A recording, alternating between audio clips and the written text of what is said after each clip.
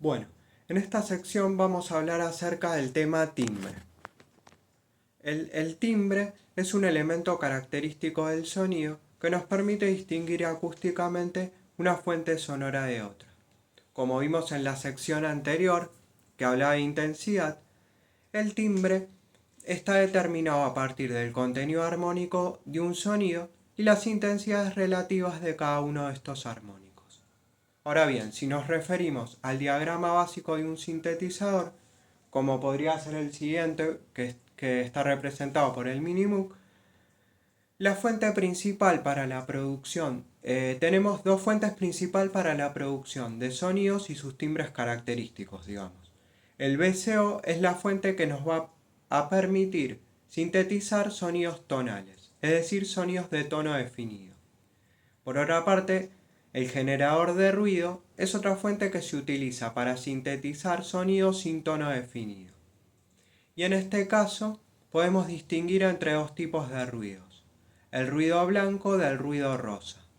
El ruido blanco es un ruido que contiene cantidades iguales de todas las frecuencias audio.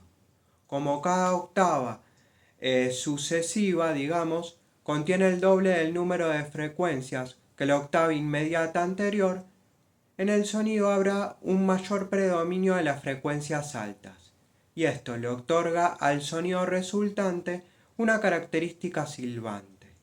Esto viene ayudado por el hecho de que el oído es menos sensible a las frecuencias más graves.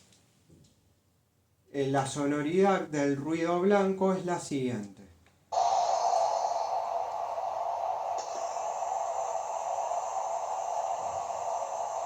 Bien, el ruido rosa, a diferencia del ruido blanco, presenta cantidades iguales de energía por cada octava, y el sonido resultante es el sonido similar al de una cascada. Escuchemos el ruido rosa.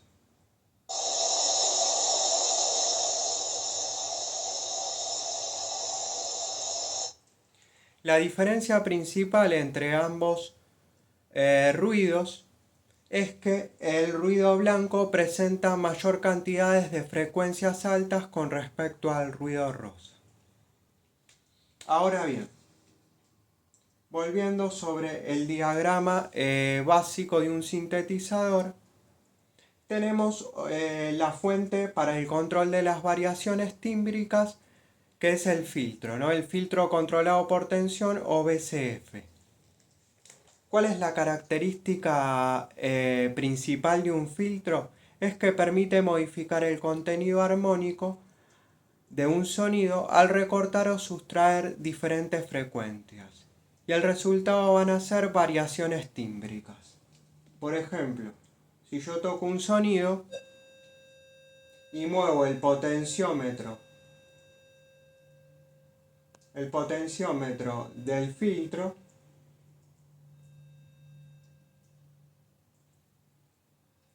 lo que estoy haciendo es recortando o sustrayendo distintos armónicos de la serie armónica.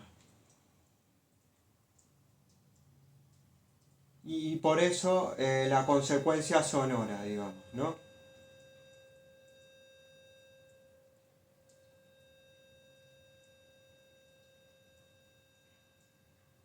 Y así podría experimentar con otros sonidos.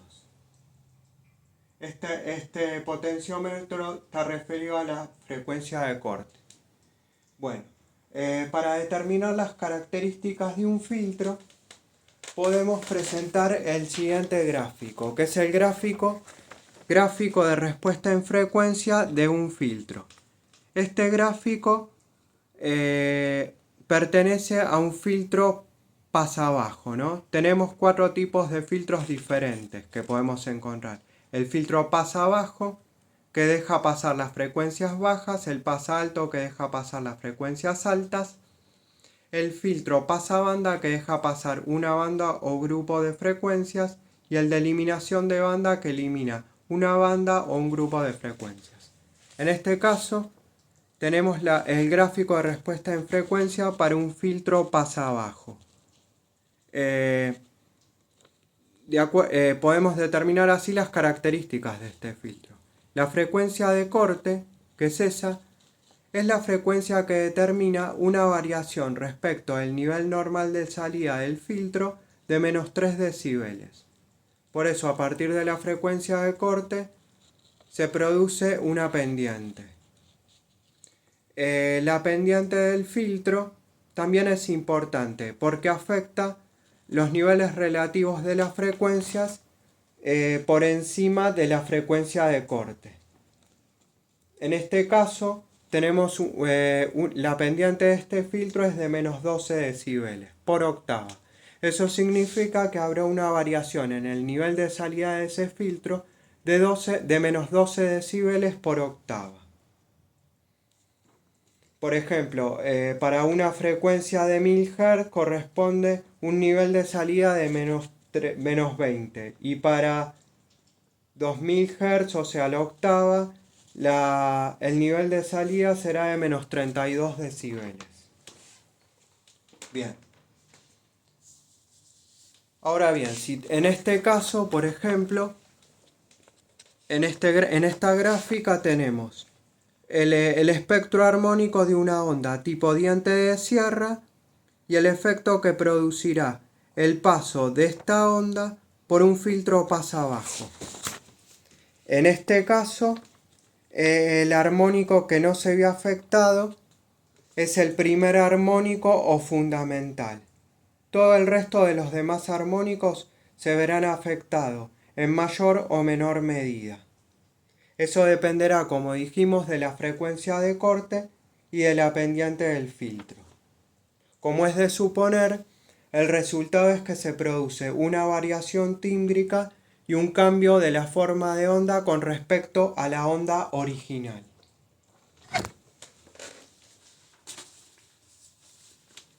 En esta otra gráfica nos referimos a un filtro pasa alto.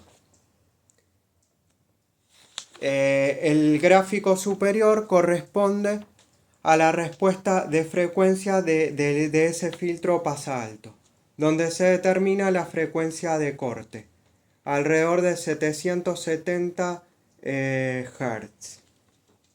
Bien, abajo tenemos el efecto que producirá este filtro sobre una onda diente de sierra. En este caso, como es un filtro pasa alto, digamos, el armónico que se ve más afectado es el primer armónico fundamental. El armónico que se mantiene con su mayor amplitud es el armónico que se encuentra, que corresponde a la frecuencia de corte. En este caso también se producirá una variación tímbrica y un cambio de la forma de onda con respecto a la onda original. Esto ha de verse en esta gráfica, ¿no? Cómo disminuyen las intensidades de los armónicos. Este tipo de filtro es muy importante, por ejemplo, porque barre las frecuencias más bajas, es decir, si se quieren sintetizar sonidos muy brillantes, es interesante este tipo de filtro porque barre o sustrae las frecuencias más bajas.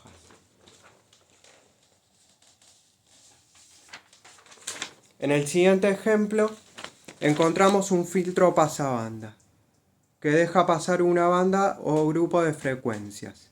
En el primer caso tenemos un filtro pasabanda de banda estrecha donde la frecuencia central o de corte corresponde a los 1000 Hz. Las frecuencias superiores a esa e inferiores se verán atenuadas. En este caso, el gráfico corresponde a un filtro pasabanda de banda ancha, donde deja pasar las frecuencias correspondientes a la zona plana de respuesta del filtro, y se ven atenuadas las frecuencias superiores e inferiores.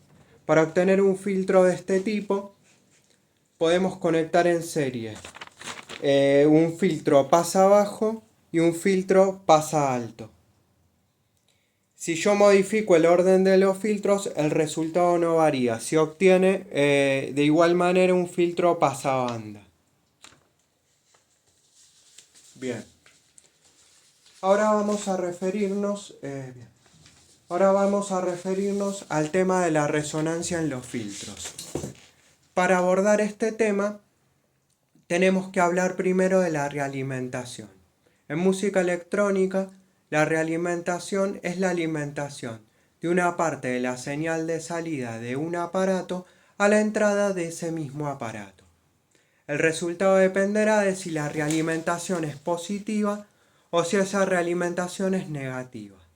En el caso de la realimentación negativa, la señal de realimentación es de fase o polaridad opuesta a la señal de entrada. Y el resultado es lógico, es una amortiguación de la señal de entrada.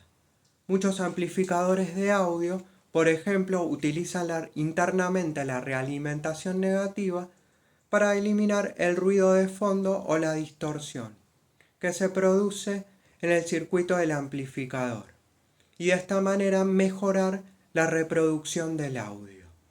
En el caso de la realimentación positiva, la señal de realimentación es de la misma fase o polaridad que la señal de entrada. El resultado, lógicamente, será un refuerzo de la señal de entrada.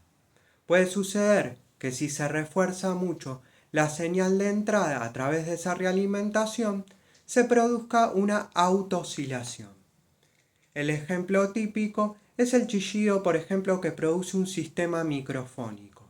Cuando el sonido del autoparlante se realimenta a través del micrófono y es amplificado una y otra vez. La resonancia en los filtros se obtiene induciendo una realimentación positiva. Podemos explicar este fenómeno utilizando el siguiente gráfico. En este caso tenemos un filtro controlado por tensión o VCF. Para el caso particular de este filtro, para las frecuencias de corte de este filtro en particular, la señal de salida se encuentra en oposición de fase con la señal de entrada. Esto está determinado por estos diagramas de acá abajo.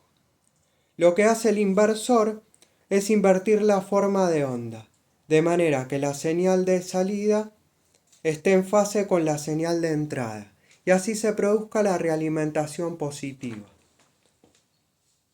El control de resonancia controla los niveles de la señal que circulan por el circuito de alimentación. El resultado será lógicamente un refuerzo para esas frecuencias. Acá vemos 3 grados diferentes de resonancia y cómo el refuerzo se produce para las frecuencias de la zona de corte. En el tercer caso, el refuerzo es mayor que en los otros dos. Bien.